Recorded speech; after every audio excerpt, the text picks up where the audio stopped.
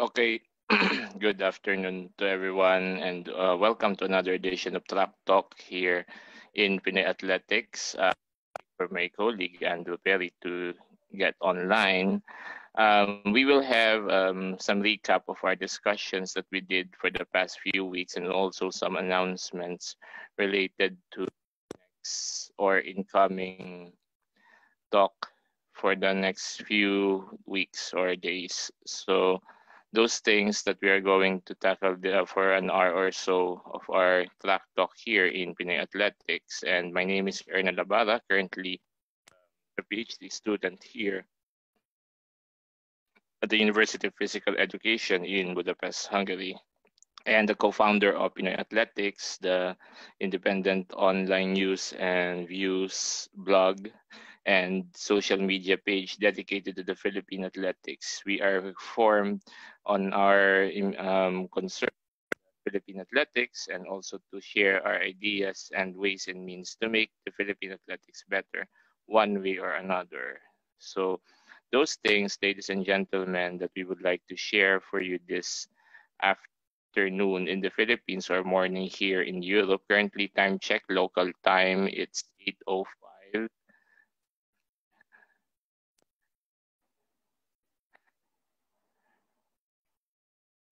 So, of course, you can join us both on Zoom and on Facebook Live. We will share you the link, the join for the Facebook, ladies and gentlemen. So again, we will like also to do shout outs to our friends who are also joining us both on Facebook and Zoom for this morning. So to start the things, okay, so we'll do some recap of our one of our discussions few last month with Coach Rudiger Harksen, Germany, regarding his talk about practices of the European and German athletics program. So to get started, ladies and gentlemen, so as we mentioned last time, we have been always focused, as I to my athletes and also to some of the coaches that if your goal is only just to win, if you're doing a sport program, then I think you should think another way, one or another, for it. Because if your concern only is to win and not to make things better or better philosophy of your athletes, then I think we are not doing the same or at least a ideal direction. So if you can see on the presentation right now, it involves 10 years of hard work. So 13 years into 2024. So kind of, yeah, ladies and gentlemen, that the athletes doing these activities, of course. So for 13 to 16, it's learn to train. So that's why as much as possible, although we have some events, but of course I always have the idea that if you are strong or an ideal athlete at an early age and then you don't become a good athlete when you're older, it means there's something on the program that you're training. What we are aiming is progression or development and to make a statement of excellence. It's not about winning, it's about being excellent. Excellence can be in terms of improving not only your skills, not only your times, but also you as a person. Because when you are out of athletics, when you're already old, who are you? What are you going to do? Magiging atleta ka na lang ba? Or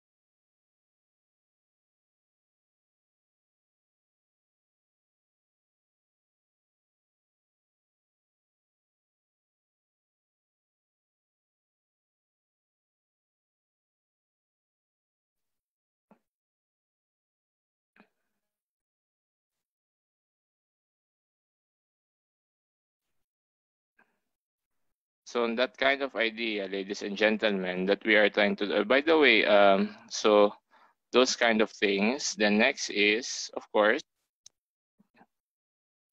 wala yan.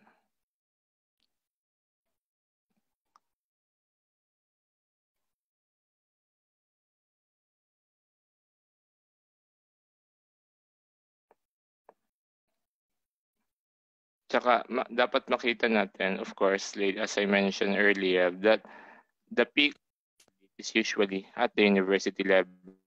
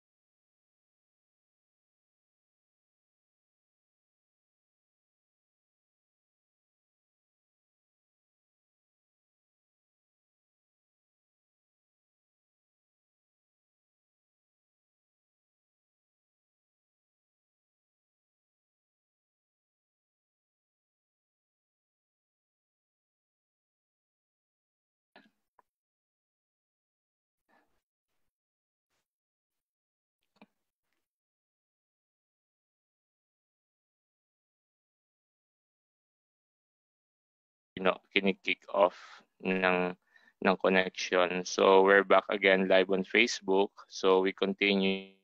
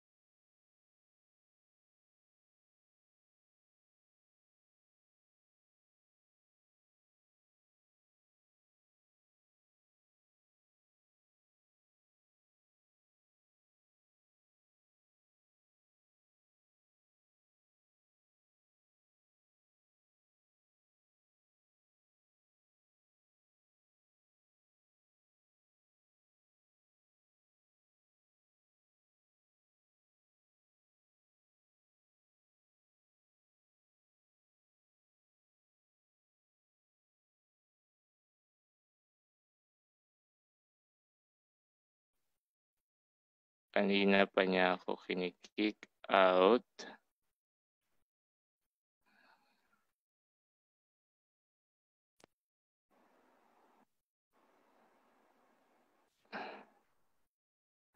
Bakit laging ganon? Lagi siyang nangikick out. So,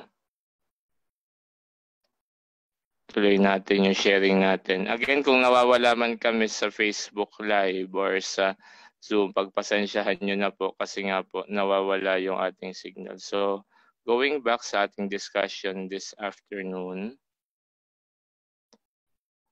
So, of course, yung coaches education ay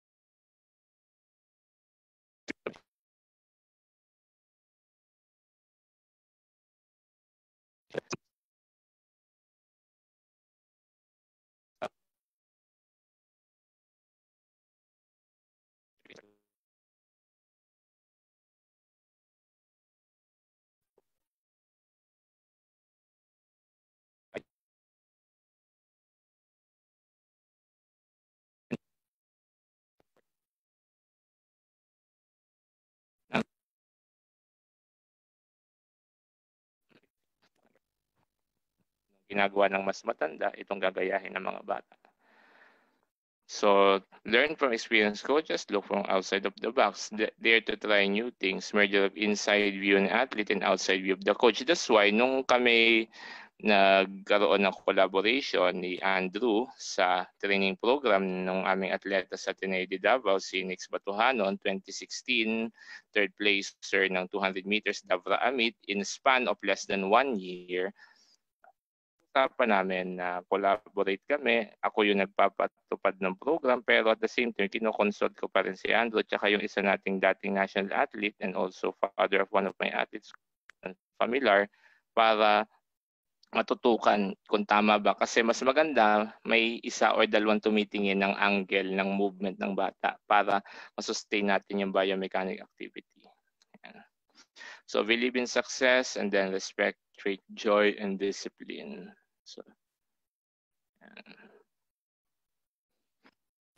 So, tingnan natin ngayon yung mga reactions natin. So, pwede na po tayo mag-accommodate ng questions dahil maikli lang naman yung ating talakayan ngayong araw na ito.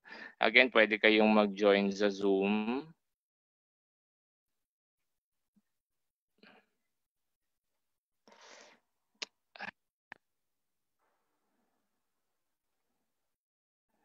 So, shout out lang natin uli yung, by the way, congratulations to Coach Arvin Loberanis ng University of San Carlos sa Cebu because he was featured in Sunstar.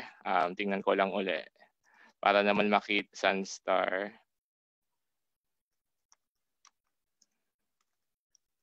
Kasi sinasabi ko sa inyo, marami sa hindi man nasa unawa sa mga big league Pilipinas, ang totoo ng kamot or totoo na nagsusumikap para maging mahusay na atleta. So yung mga bagay na iyon ang dapat nating mapag-aralan, mga kaibigan, na makita sana ng ating mga nasa policy making bodies na ang totoong dapat nating i-harness din na yung ating local coaches kasi sila ang totoong dapat nagsusumikap para mapagbuti ang kanilang larangan. So I quote this link. Okay, pwede niyong i-share kung kay Coach R.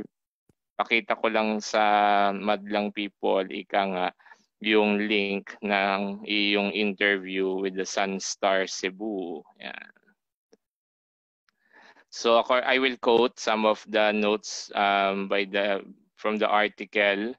So of course, he's currently coach, of course, and his own daughter Mary joined to be next thing in running, and of course, decision influenced the fact that he want to coach his own daughter. So of course, was represented the athlete. So. And then, of course, to choose between his kids and it's of course it's hard to do, and of course it's a different also dynamics when you're coaching your children. Yun yung dapat siguro nating mapag-aralan next. Arvin, dapat ikaw na ang guest namin next time para mapag-usapan namin paano mag-coach ng sarili mong anak. Yan.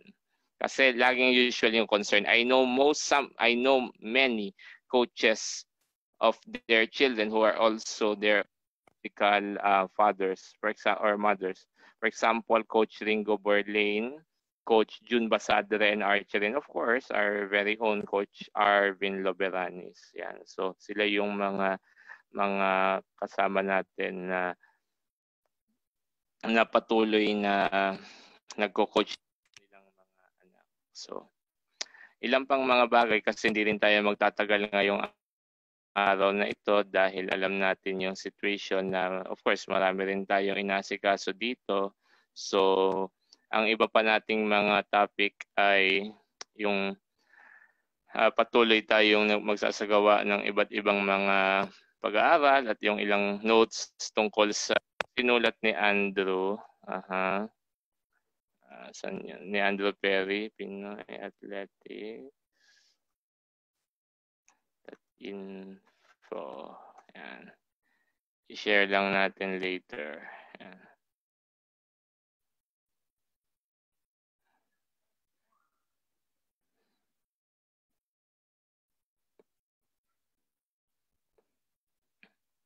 So habang again, shout out natin yung mga kasama natin sa Facebook Live.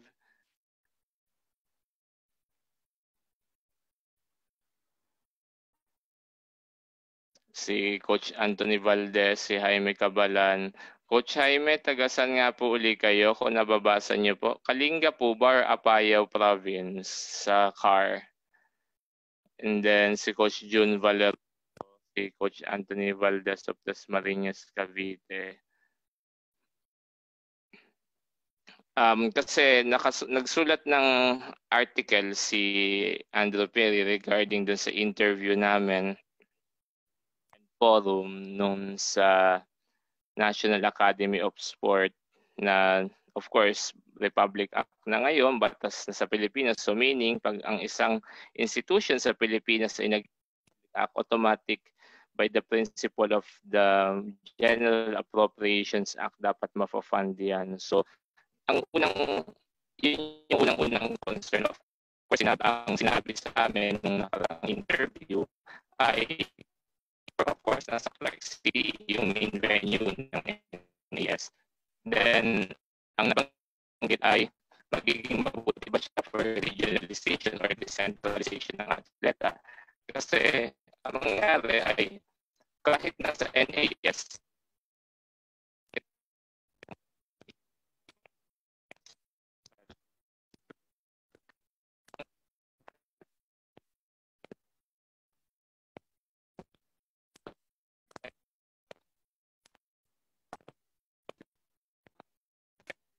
as of now, hindi pa formulated ang IRR or pino-formulate pa ang IRR implementing rules and regulations, paano yung qualification system ng produkto ng NAS at sa palarong pambansa. Tapos, kasi kapag nagkataon yan, ay hindi kaya ang mag-go-compete ba sila sa region nila or mas-centralize sila? And then, of course, this is better having a separate national high school championship or this. Private schools will have all the resources to continue to grab all the. It will deter private schools if they have no league to join. Furthermore, it would be good practice for CHED in Landep to apply this residency rule. So athletes are switching between, say, SQUA, Resato, UAP, also endure a 1-year residency. So yun yung mga questions nating ano. Tsaka syempre, factor din yung being away with the family. Especially the high school or junior high and senior high school ang i-cater ng NAS.